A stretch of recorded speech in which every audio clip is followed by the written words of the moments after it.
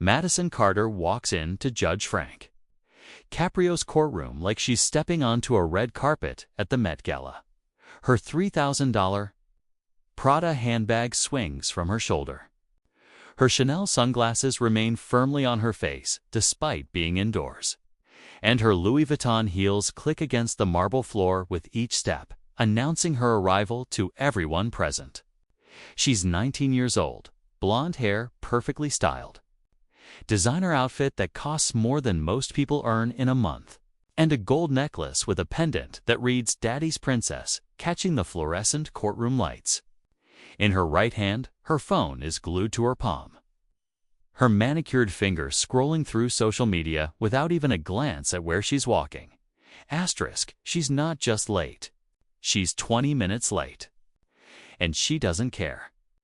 The reason this senator's daughter is here today is serious. She's facing charges of reckless driving, hit and run, failure to stop for police, and obstruction of justice. 3 nights ago, Madison was speeding through Providence at 80 miles per hour in a 45-mile-per-hour zone when she sideswiped a delivery van, kept driving, and only stopped when she reached the gates of her exclusive community 3 miles later. When the officer finally caught up to her, she didn't apologize. She didn't show concern. Instead, she asked him 7 times if he knew who her father was. Asterisk Senator Richard Carter. The man who chairs the Senate Judiciary Committee. The man whose name she's used as a shield her entire privileged life. But what Madison doesn't know, what she hasn't bothered to research, is that Judge Frank Caprio doesn't care if your father runs the entire state government. In his courtroom, your last name means nothing. Your bank account means nothing. Your connections mean nothing. What matters is your behavior, your respect for the law, and your willingness to take responsibility for your actions. And Madison Carter is about to learn that lesson in the most devastating way possible.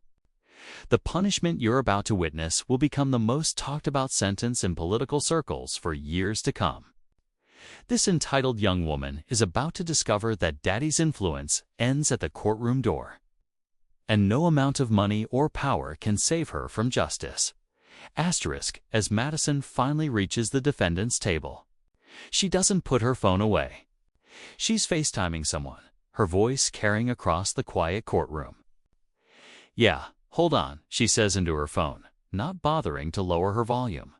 "I'll call you back. This will take like 5 minutes." She ends the call with a casual swipe and drops into her chair without acknowledging the judge, the bailiff, or anyone else in the room. She immediately starts texting, her thumbs flying across the screen, a piece of gum snapping between her teeth. Asterisk Judge Caprio looks up from his bench with his characteristic patience and respect that he extends to every defendant, regardless of age, attitude, or background. "Good afternoon, Miss Carter," he says in his calm, measured tone. Madison doesn't look up. She holds up one finger in a wait gesture, continuing to type her message. After an agonizing 10 seconds of silence, she finally glances up with an expression of mild annoyance. "Yeah, what? Not good afternoon. Not Your Honor, just a dismissive. Yeah, what?" As if the judge had interrupted her during something important. Asterisk Judge Caprio notices the blatant disrespect immediately. But he maintains his professional composure.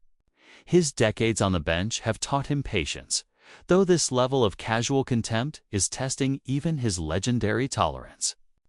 "Miss Carter," he begins again, "you're charged with several serious offenses. Do you understand why you're here today?" Asterisk Madison rolls her eyes, an exaggerated gesture that makes her look like a teenager being asked to clean her room. "Yeah, I know why I'm here. This whole thing is ridiculous. That van came out of nowhere, and I had an important event to get to. Besides, we already settled with the guy. Paid him way more than that junky van was worth." Asterisk, the bailiff calls the court to order, reading from the official docket. The State of Rhode Island versus Madison Elizabeth Carter. The charges are as follows. Count 1, reckless driving, traveling 80 miles per hour in a 45-mile-per-hour zone. Count 2. Hit and run, leaving the scene of an accident with property damage. Count 3. Failure to obey a lawful order, refusing to stop for law enforcement for approximately 3 miles. Count 4. Obstruction of justice, attempting to intimidate an officer during the performance of his duties. Asterisk Judge Caprio looks at Madison directly. Miss Carter, how do you plead to these charges? Madison sighs loudly, checking her reflection in her phone's camera before answering. This is so extra. Not guilty. Obviously, can we just settle this so I can leave? I have dinner reservations at 7. Asterisk before Judge Caprio can respond. Madison's attorney stands up. David Morrison is an expensive lawyer from Washington, D.C., the kind that charges $1,000 an hour and wears cufflinks that cost more than a used car. Your Honor, he says smoothly, my client is prepared to offer full restitution for the minor property damage sustained by the other vehicle. The van owner has already accepted our settlement offer of $15,000. We believe this matter can be resolved quickly and amicably with appropriate fines and restitution. Asterisk. Judge Caprio sets down his pen deliberately, the small sound somehow commanding attention in the quiet courtroom. Mr. Morrison, he says, his voice still calm, but with an edge of steel underneath. This court doesn't operate on private settlements when criminal charges are involved. Your client is accused of fleeing the scene of an accident, refusing lawful orders, and attempting to obstruct justice. These are not civil matters to be resolved with checkbooks. Asterisk Madison interrupts, leaning forward in her chair. We already paid him, like way more than that janky van is worth. So, this should be over, right? She looks at the judge expectantly, as if waiting for him to agree with her obvious logic. Asterisk Judge Caprio looks at Madison with an expression that veteran courtroom observers recognize as dangerous calm. Miss Carter, he says slowly, this isn't a negotiation. This is a court of law. We don't dismiss criminal charges because you wrote a check. The law applies to everyone equally, regardless of their financial resources or family connections. Asterisk Madison barely seems to be listening. She's back on her phone now, scrolling through what appears to be Instagram, occasionally pausing to like a post or read a comment. Right, whatever, she mutters without looking up. Just tell me what box to check so we can wrap this up. I've got better things to do than sit here all afternoon. Asterisk the courtroom falls into an uncomfortable silence. Even the court reporter pauses her typing, shocked by this display of casual contempt. Judge Caprio takes a measured breath, his decades of experience teaching him to remain composed even in the face of such blatant disrespect. Miss Carter, he says, his voice firm. Now let's review the evidence so everyone in this courtroom understands exactly what happened 3 nights ago. Officer Rodriguez's dashcam and body camera footage has been submitted as evidence. We're going to watch it now. Asterisk Madison lets out an exaggerated sigh, the kind a teenager makes when asked to do homework. Do we really have to watch this? She says, still not putting her phone down. I already know what happened. I was there, remember? This is such a waste of time. Asterisk Judge Caprio's patience is wearing thin, though his expression remains controlled. Yes, Miss Carter, we do. Put your phone away and pay attention to these proceedings. Asterisk Madison reluctantly slides her phone into her Prada handbag, making sure everyone sees how much of an imposition this is for her. She crosses her arms and slumps in her chair like a petulant child. The monitors throughout the courtroom flicker to life, and the dashcam footage begins to play. The timestamp shows 11:17 at night, 3 days ago. The camera captures Madison's white BMW weaving aggressively through traffic on Route 95, cutting between cars without signaling, accelerating dangerously. The speedometer display on the police cruiser shows her traveling at 78. miles per hour in a 45-mile-per-hour zone. Officer Rodriguez activates his lights and sirens, the blue and red flashes illuminating the night. But Madison doesn't slow down. She doesn't pull over. Instead, she changes lanes again, cutting off a truck, and actually accelerates. The radio crackles with Officer Rodriguez's voice. "Dispatch, I have a white BMW failing to yield. Suspect is not complying. Continuing pursuit on Route 95 northbound, approaching Oakmont Hills exit." The footage continues for another 2.5 miles. Madison's car weaves through traffic, runs a red light at an intersection, and speeds through a residential area where the limit drops to 30. Then it happens. A delivery van, a white commercial vehicle with Vietnamese writing on the side, signals and begins to change lanes. It's a normal legal lane change, but Madison, still speeding, tries to cut around the van on the right side. There's not enough room. Her BMW clips the rear bumper of the van with a sickening crunch of metal on metal. Sparks fly. The van swerves dangerously, the driver fighting to maintain control. For a terrifying moment, it looks like the van might flip or crash into the concrete barrier. But the driver manages to steady it, pulling onto the shoulder with hazard lights flashing. Madison doesn't even tap her brakes. The footage shows her BMW continuing at high speed, the damaged front fender visible in the police cruiser's headlights. Officer Rodriguez's radio crackles again. "Dispatch, suspect just struck another vehicle and is fleeing the scene." This is now a hit and run. Van driver appears okay, but vehicle is damaged. Continuing pursuit. Finally, after another half mile, Madison's car turns into an exclusive gated community. The gates are already open and she speeds through, finally coming to a stop in front of a massive colonial-style mansion. By the time Officer Rodriguez pulls up behind her, Madison is already out of her car, phone pressed to her ear, pacing on the brick driveway. The footage switches to Officer Rodriguez's body camera now. He approaches on foot, his voice professional and controlled. "Ma'am, I need you to end that call and show me your license and registration immediately." Madison holds up one hand in a wait gesture, her back to the officer, continuing her phone conversation. "I'm on the phone," she says dismissively. "You can wait." Officer Rodriguez steps closer, his tone becoming firmer. "Ma'am, you just struck another vehicle and fled the scene. This is a serious matter. End the call now and provide your documentation." Madison finally turns around, and the body camera captures her face clearly for the first time. She's annoyed, irritated at the interruption, showing no concern whatsoever about what just happened. She ends the call with an exasperated huff. "Fled? That's so dramatic. I barely touched that van. The guy was fine." She makes air quotes with her fingers when she says the word fled, mocking the officer's terminology. "Now, do you know who my father is? Because I think you should know before you make this situation worse for yourself."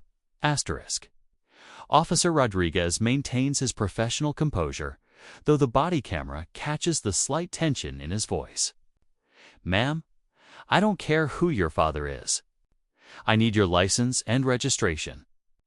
You were traveling at excessive speed. You failed to yield to emergency lights and sirens, and you struck another vehicle and left the scene. These are serious criminal offenses." Madison's expression shifts from annoyance to something colder, more calculating. She takes a step closer to the officer, her voice dropping to a tone that's clearly meant to be threatening. "My father is Senator Richard Carter," she says slowly, as if explaining something to a child. "He chairs the Senate Judiciary Committee. That's the committee that oversees police funding, officer training programs, and departmental budgets. Are you understanding me now? Do you get what I'm telling you?" Officer Rodriguez doesn't flinch. "Ma'am, that's not relevant to this traffic stop. I need your license and registration. Please provide them now." Asterisk Madison's friendly mask drops completely. Her voice becomes sharp, entitled, cruel. You're making a huge mistake right now. A career-ending mistake. My dad has your police chief on speed dial. They play golf together. They have lunch. One phone call from me, and you could be directing traffic in an elementary school parking lot by Monday morning. Is writing me a ticket really worth your entire career? Asterisk, the officer's response is calm and professional. Are you threatening me, ma'am? Because threatening a police officer is also a criminal offense. Asterisk Madison laughs, a cold sound with no humor in it. I'm not threatening you. I'm educating you about how the real world works. Officers who use good judgment and show respect to the right people, they get promoted. They get better assignments. They have successful careers. Officers who don't, well, they find themselves in very uncomfortable positions. You seem like a smart guy. Use that intelligence. Walk away from this. Pretend it never happened. Everyone goes home happy. Asterisk Officer Rodriguez reaches for his citation book. I'm going to need that license and registration now, ma'am. Or I'll have to place you under arrest for obstruction. Asterisk Madison's face flushes red with anger. Fine, she snaps, storming to her BMW and retrieving the documents from her glove compartment. She shoves them at the officer with enough force to be aggressive. They're happy now. Write your little ticket. Just know that before you finish your shift tonight, my father will already be making calls. We'll see how long you last in this department. After you decided to harass a senator's daughter over nothing. Asterisk Judge Caprio pauses the video. The courtroom is silent, the weight of what everyone just witnessed hanging heavy in the air. Madison sits at the defendant's table, her arms still crossed, looking completely unbothered by the footage. She examines her nails, appearing bored. Asterisk Judge Caprio removes his glasses slowly, cleaning them with a cloth from his desk. While the courtroom remains in stunned silence, he places the glasses back on and looks directly at Madison. His expression unreadable, but his eyes sharp with decades of judicial wisdom. Miss Carter, he begins, his voice measured and calm. You've just watched yourself explicitly threaten a police officer's career for performing his lawful duties. You endangered lives by driving recklessly. You struck another person's vehicle. You fled the scene. And then you attempted to use your father's position to intimidate an officer of the law. Do you have anything to say about what we just witnessed? Asterisk Madison shifts in her seat, uncrossing and recrossing her arms. She looks more annoyed than concerned, as if this entire proceeding is beneath her. Honestly, yeah, I do. That footage is being taken completely out of context. Officer Rodriguez was being totally aggressive and unreasonable from the start. I was just trying to de-escalate the situation by helping him understand who he was dealing with. I wasn't threatening anyone. I was providing context. There's a difference. Asterisk Judge Caprio sets down his glasses again. A gesture so deliberate it commands attention. Context. You were providing context by telling an officer. He'd be directing traffic at elementary schools if he wrote you a ticket. Asterisk Madison shrugs. The gesture careless and dismissive. I was explaining reality. That's how things work. Everyone knows it. Why are we pretending otherwise? Asterisk before Judge Caprio can respond, he picks up another document from his desk. Miss Carter, I also have phone records from that evening that were subpoenaed by the prosecution. At 7:43 in the evening, exactly 2 minutes after Officer Rodriguez issued your citation, you placed a call to your father's chief of staff. That call lasted 6 minutes. Then you sent several text messages. Would you like me to read them aloud? Asterisk Madison's confident expression falters slightly, but she recovers quickly. Those are private communications. They shouldn't even be allowed here. Asterisk Judge Caprio's voice remains steady. They were legally obtained through subpoena, Miss Carter. They're part of the evidence in this case. The clerk will read the relevant messages into the record. Asterisk, the court clerk. A middle-aged woman with reading glasses stands and begins reading from a printed transcript. Text message sent at 7:39 in the evening to contact listed as Melissa. Got pulled over by some power-tripping cop? So annoying. Dad will handle it. Rolling eye emoji. Text message sent at 7:45 in the evening to contact listed as Stevens, Chief of Staff. Need the usual cleanup. Some officer giving me problems. Rodriguez, badge number on the citation. Can you make this disappear? Response from Stevens at 7:51 in the evening. Already making calls. Don't worry, this will go away. Madison's reply at 7:52 in the evening. Thanks. This is exactly why we pay you the big bucks. Laughing emoji included. Asterisk, the courtroom erupts in quiet murmurs. People shift in their seats, exchange glances, shake their heads. Madison's lawyer, David Morrison, looks uncomfortable, loosening his tie slightly. Madison herself has gone pale, but she tries to maintain her composure, her jaw set defiantly. Judge Caprio allows the murmurs to continue for a moment before raising his hand for silence. So, Miss Carter, he says, within minutes of receiving a citation, you were already working to make it disappear through your father's office. Is that correct? Asterisk, Madison's voice has an edge to it now, defensive. I was upset.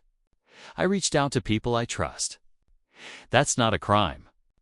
Making a phone call isn't illegal. Asterisk, Judge Caprio continues, undeterred. We also have testimony from the van owner, Mr. Nguyen Chen, who you struck that night.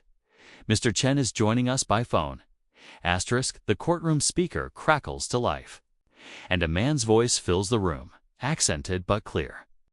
The voice of someone who learned English as a second language, but speaks it with careful precision. Thank you, Your Honor. My name is Nguyen Chen. I come to America 22 years ago from Vietnam with nothing. I work hard, save money by delivery van.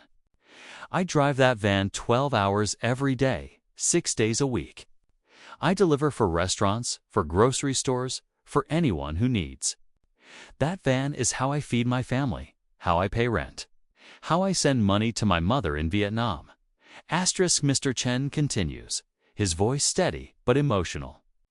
3 nights ago, I am driving home after a long day, very tired. I signal to change lanes. I look in mirror. I see car far behind, so I move. Then, boom. That car hits me hard, very hard. My van almost flip over. I almost crash into wall. I am shaking, very scared. I pull over, turn on hazard lights. I think the driver will stop, will check if I am okay, will exchange information like law says.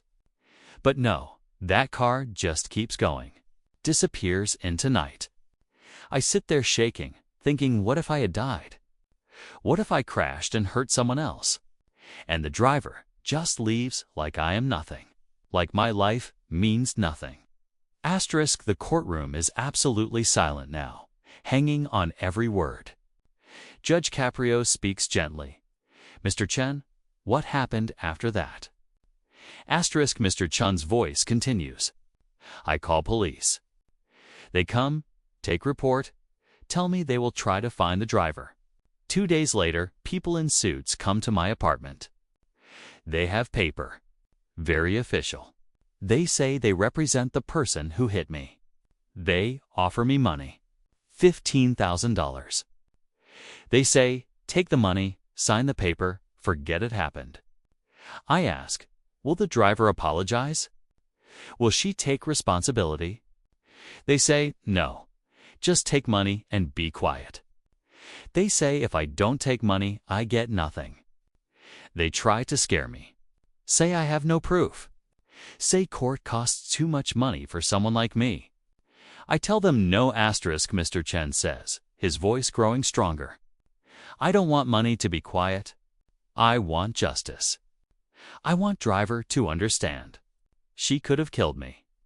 She could have killed herself.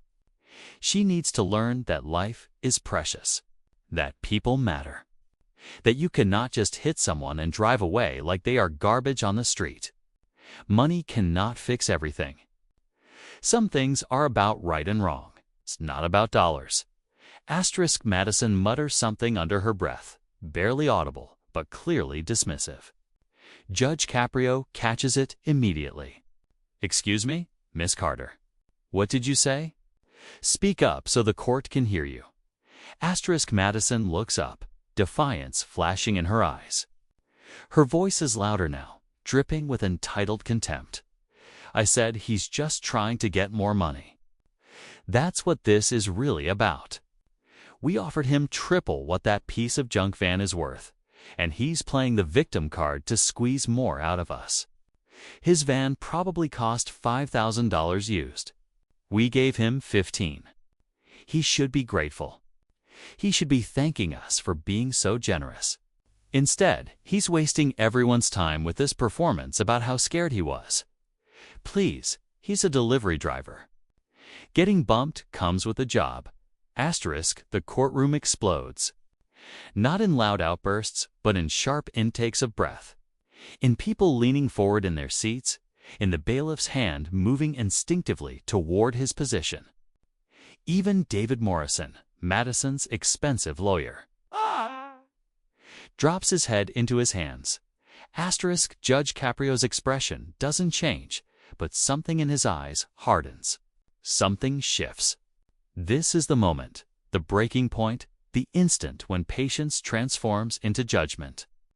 Miss Carter, Judge Caprio says, each word precisely enunciated. Do you understand that Mr. Chen is a human being whose life you endangered? Asterisk Madison rolls her eyes again. That same dismissive gesture that served her so well throughout her privileged life. Your Honor, with all due respect, you're being incredibly dramatic about this. I barely tapped his van. Nobody died. Nobody even got hurt. And we compensated him generously. This whole thing is being blown completely out of proportion because of who my father is. If I was just some random person, we wouldn't even be here right now. You'd have accepted the settlement and moved on. But because I'm Senator Carter's daughter, suddenly this is some huge federal case.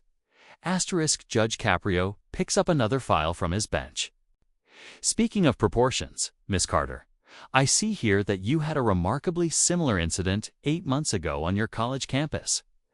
Asterisk. Madison's confident expression flickers. That was completely different. That was nothing. Campus security was just being ridiculous. Asterisk, Judge Caprio reads from the report. You parked your vehicle in a clearly marked handicapped parking space outside your sorority house. When campus security officer Janet Williams asked you to move, you refused. When Officer Williams explained that the space was reserved for people with disabilities, you stated, and I quote, "My dad funds half the buildings on this campus. I'll park wherever I want." Is that accurate? Asterisk Madison's face flushes. That's taken completely out of context. I was late for a philanthropy event, a charity thing where we were raising money for sick kids. The parking lot was full. I was only going to be there for like 20 minutes. And yeah, my family does donate a lot to that university. So I think I've earned a little flexibility. Asterisk, Judge Caprio closes the file and sets it down with deliberate slowness. He removes his glasses again, folding them carefully and placing them on the bench in front of him. Then he does something unusual, something that makes everyone in the courtroom sit up straighter and pay attention. He stands up. In his decades on the bench, Judge Frank Caprio rarely stands during proceedings. But when he does, it means something significant is about to happen. The room falls into absolute silence. Even Madison, despite her attitude, seems to sense that something has shifted. She stops fidgeting with her designer handbag. Her hand moves toward her phone pocket, but stops halfway. Asterisk Miss Carter, Judge Caprio begins, his voice quiet but carrying the weight of absolute authority. In the last 30 minutes, you have demonstrated everything that is fundamentally wrong with privilege in America. You have shown this court and everyone watching that you believe your last name makes you special. It doesn't. You have suggested that your father's political position should grant you immunity from the law. It won't. Not here. Not today. Not ever in my courtroom. You have endangered lives, fled from responsibility, threatened a police officer, attempted to silence your victim with money, and then had the audacity to mock that victim in open court. And through all of this, you have shown not one single moment of genuine remorse or understanding of the harm you've caused. Asterisk Madison opens her mouth to interrupt, her hand raising. But Judge Caprio continues, his voice cutting through her attempt like a blade. I'm not finished, Miss Carter. You will sit down and you will listen, perhaps for the first time in your privileged life, to someone telling you no. Someone telling you that your behavior has consequences. Someone telling you that the world does not revolve around your convenience, your schedule, your dinner reservations, or your father's political connections. Sit down now. Madison sits, her eyes wide with shock. In 19 years of life, very few people have ever spoken to her this way. Her father's staffers defer to her. Her college professors give her extensions and special considerations. Her friends enable her behavior, but not Judge Caprio. Not today. Asterisk, the judge continues, his voice growing more passionate, but never losing its control. You struck Mr. Chun's vehicle. A vehicle he uses to support his family. A vehicle he saved for years to purchase. A vehicle that represents his livelihood, his ability to provide food and shelter for the people he loves. He drives that van 12 hours a day, 6 days a week, doing honest work that makes our community function. When you hit him, you didn't just damage metal and glass. You endangered his life. You threatened his ability to work. You showed him that in your world, people like him don't matter. They're just obstacles in your way. Inconveniences between you and wherever you believe you need to be. Asterisk, then you fled. You didn't stop to see if he was injured. You didn't call for help. You didn't take responsibility. You just drove away because in your mind, his well-being was less important than avoiding the consequences of your recklessness. And when Officer Rodriguez, a man who puts on a uniform every day to serve and protect this community, when he tried to do his job, you threatened him. You told him his career would be destroyed if he didn't let you go. You weaponized your father's name and position to intimidate a public servant who is simply trying to enforce the law equally for all citizens. Asterisk, Judge Caprio pauses, letting his words sink in. Madison's face has gone from defiant to pale. Her lawyer sits motionless, knowing better than to interrupt what's happening. Asterisk, and now the judge continues. You stand in my court and declare yourself above the law because you've been to the White House twice. Because your family has money. Because your father holds political office. You look at Mr. Chen, a hard-working immigrant who came to this country with nothing and built an honest life through dedication and sacrifice. And you call him a victim playing cards. You dismiss his very real trauma and fear as a performance. You suggest that nearly killing him is just part of his job, something he should accept as the cost of being a delivery driver. Asterisk, the judge's voice drops lower, more intense. Miss Carter, let me be absolutely clear with you. Your attitude is not just offensive. It's dangerous. It's corrosive to everything our justice system stands for. It represents the worst kind of entitlement. The belief that some people matter more than others based on wealth and connections rather than character and conduct. You believe money can solve everything. That checks can erase responsibility. That your last name is a shield against consequences. Today in this courtroom, you're going to learn that you're wrong. Asterisk, Madison's voice cracks when she finally speaks. some of her armor beginning to crack. Your Honor, I just think that given the circumstances and my father's position in the community, maybe we could work out something reasonable. Asterisk Judge Caprio's eyes flash. Reasonable.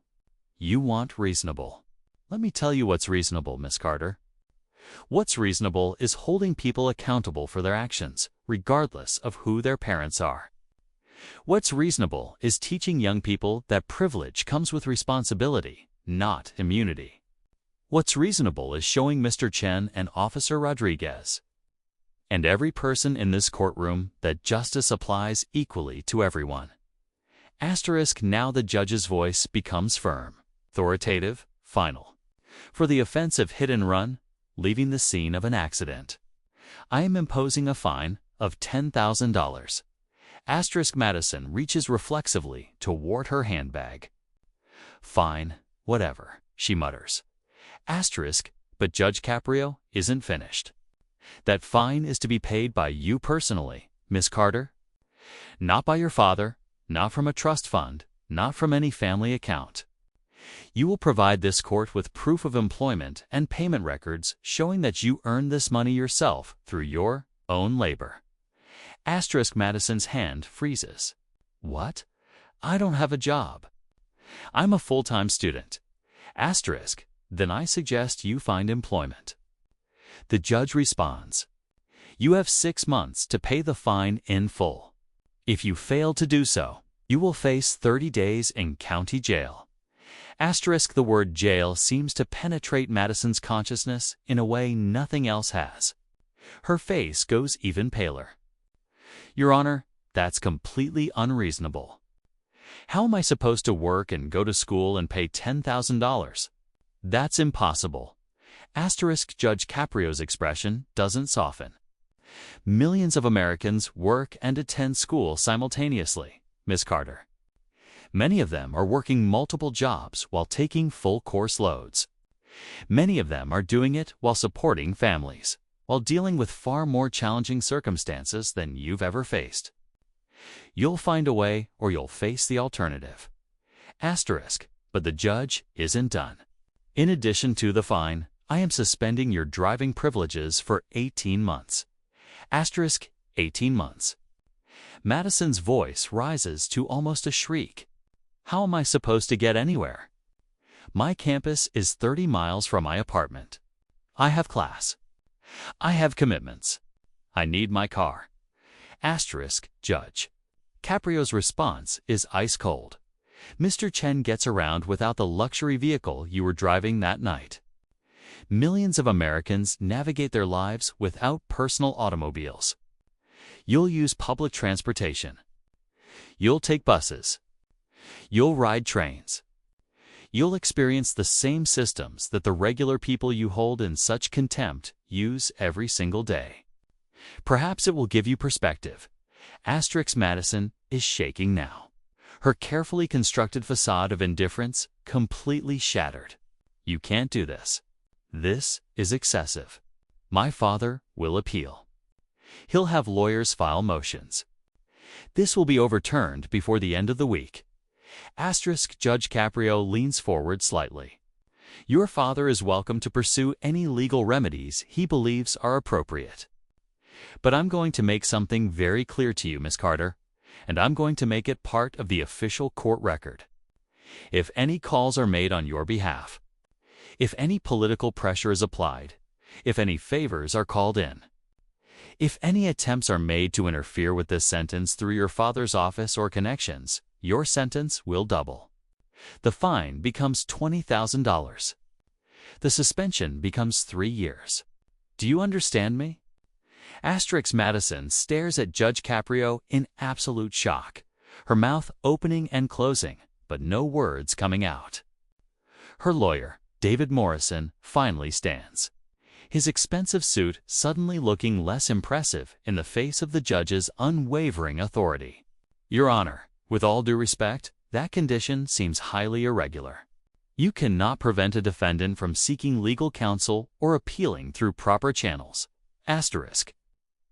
Judge Caprio's gaze shifts to the attorney, Mr. Morrison. I am not preventing anyone from pursuing legitimate legal appeals.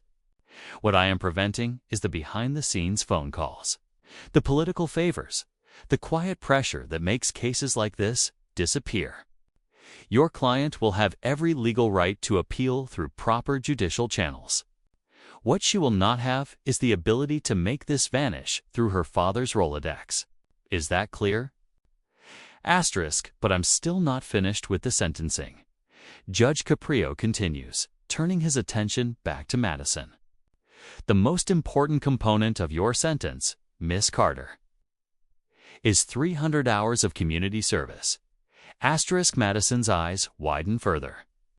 300 hours. That's insane. That's like having a part-time job for months. Asterisk, exactly.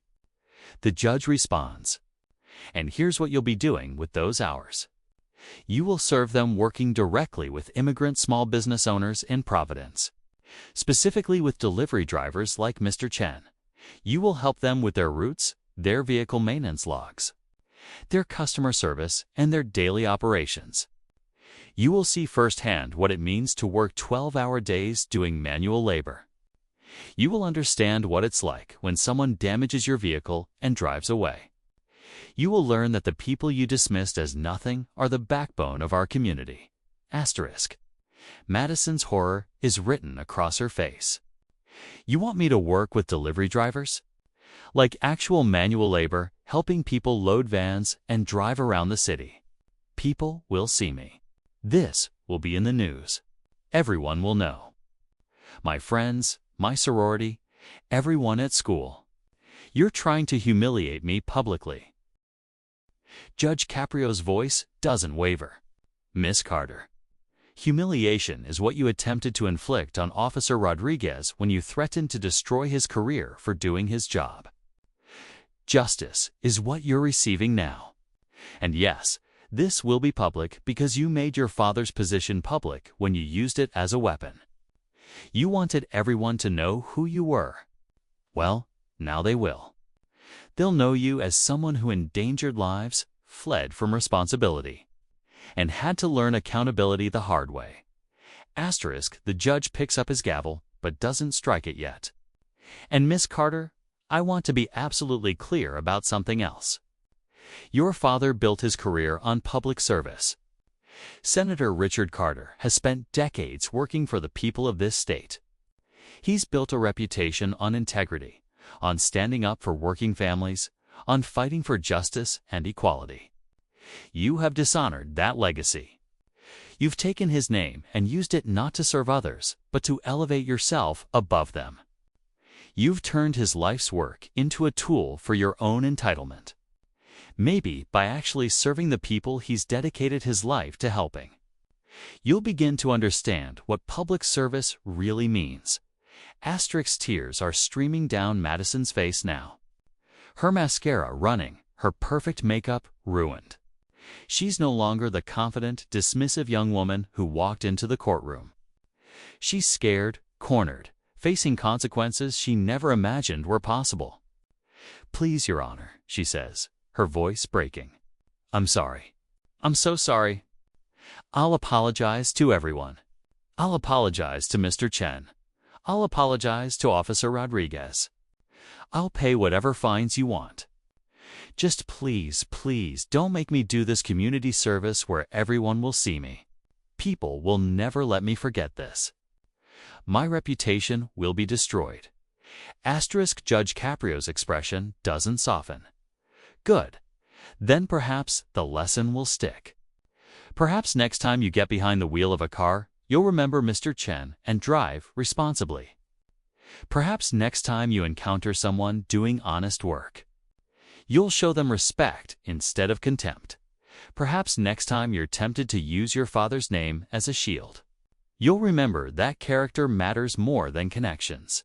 Your reputation, Miss Carter, should be built on how you treat people, not on how much money your family has or what office your father holds. Asterisk. The gavel comes down with a sharp crack that seems to echo through the entire courthouse. The sentence stands. $10,000 fine to be paid from your own earned income. 18-month driving suspension. 300 hours of community service working with immigrant delivery drivers. And remember, any interference, any political pressure, any attempts to make this go away through back channels and everything doubles. This court is adjourned. As the bailiff calls for everyone to rise, Madison sits frozen in her chair. The reality of what just happened crashing down on her like a wave. Her lawyer tries to speak to her, but she doesn't respond. She just stares at the bench where Judge Caprio is gathering his papers. Within 2 hours. Courtroom footage begins leaking online. By evening, Senator's daughter is trending nationally. News networks pick up the story. Political commentators weigh in from every angle. But the most significant response comes from Senator Richard Carter himself. His office releases a statement that surprises everyone.